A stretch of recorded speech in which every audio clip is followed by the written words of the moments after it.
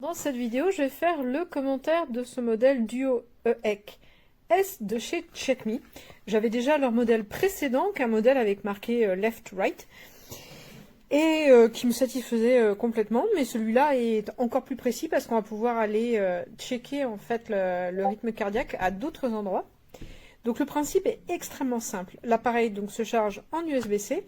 Il y a une application qui fonctionne avec sur le téléphone et qui est associée à de l'IA. Ça c'est un petit peu la nouveauté. Je ne me souviens pas que c'était exactement le cas avant. Peut-être c'est une erreur de ma part. Et donc l'appareil se présente comme ceci. On va humidifier les deux électrodes. Et avant en fait il fallait mettre les doigts comme ça. Et voilà, on le voit, ça déclenche y compris sur celui-là. Donc il y a 3 modes différents. Et on voit, hein, ça prend la mesure. Voilà, avec mon rythme cardiaque qui va pas tarder à s'afficher, voilà. Et on peut faire une mesure courte jusqu'à la barre, la première qui est celle des 30 secondes. Et on peut faire une mesure longue, qui est de 2 minutes dans mon souvenir, un truc comme ça. Donc, je vais arrêter maintenant, donc il me dit pas bien. Et la différence avec le modèle précédent, on va pouvoir faire comme j'ai fait. On va pouvoir faire comme ceci. On va pouvoir faire en tenant ici et sur le genou. Et on va pouvoir utiliser la petite bande thoracique ici qu'on va glisser derrière et on va pouvoir le mettre en position sous la poitrine pour faire une mesure un peu plus précise, directe au niveau du cœur. Et donc c'est ça la différence avec le modèle précédent. Alors le modèle précédent, moi je m'en sers parce que il m'arrive, j'ai des problèmes de santé assez importants, il m'arrive que ça impacte le cœur et je trouve ça assez rassurant de voir que oui certes ça bouge un petit peu mais ça reste quand même dans des normes qui ne nécessitent pas d'appeler mon médecin en panique. Et donc c'est à peu près ça. Donc là j'ai fait plusieurs mesures, j'ai checké les différentes positions pour pouvoir faire les mesures.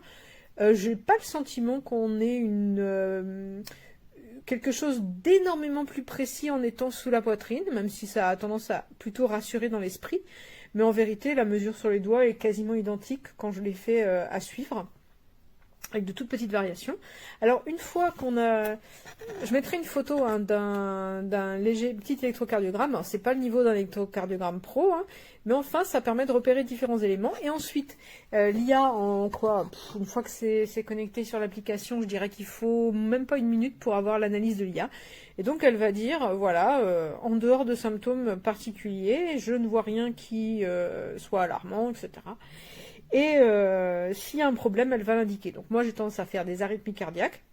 Là en ce moment tout va bien, j'ai pas trouvé d'anomalie. Mais c'est vrai qu'avoir un petit appareil comme ça chez soi quand on a des petits problèmes cardiaques, ça a quelque chose d'assez rassurant. Les fois où je sens des douleurs dans la poitrine, par exemple, qui peuvent être liées à une pathologie qui fait des douleurs, mais je suis pas très sûre, le fait d'avoir ça, ça va me rassurer. Voilà. Et on peut partager les données avec son médecin.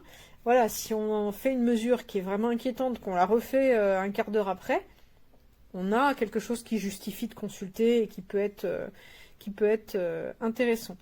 C'est plutôt précis, c'est nettement plus précis que ce qu'on va obtenir par exemple avec les applications sur les téléphones qui vont utiliser la lumière pour repérer les battements cardiaques.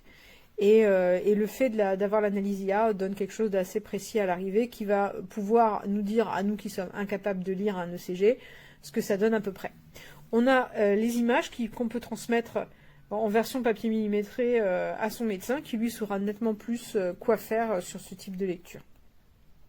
Voilà. Et donc le fait sur ce modèle-là, il y a la bande qui permet de le positionner. Alors c'est pas du tout fait pour faire du sport avec, hein. C'est vraiment pour une mesure de type mesure médicale, un peu comme on pourrait faire une prise de pression avec un appareil pour prendre la pression. Voilà, c'est exactement ça. C'est tout petit, la batterie dure assez longtemps, c'est pratique. Moi j'avoue que j'avais sur le modèle précédent, je l'utilisais quand même régulièrement, c'était rassurant. Voilà, donc celui-ci permet des mesures plus larges en termes de possibilités de prise de mesure. Ça va permettre de faire des mesures de 4 manières différentes et donc d'obtenir quelque chose qui va être un petit peu plus varié.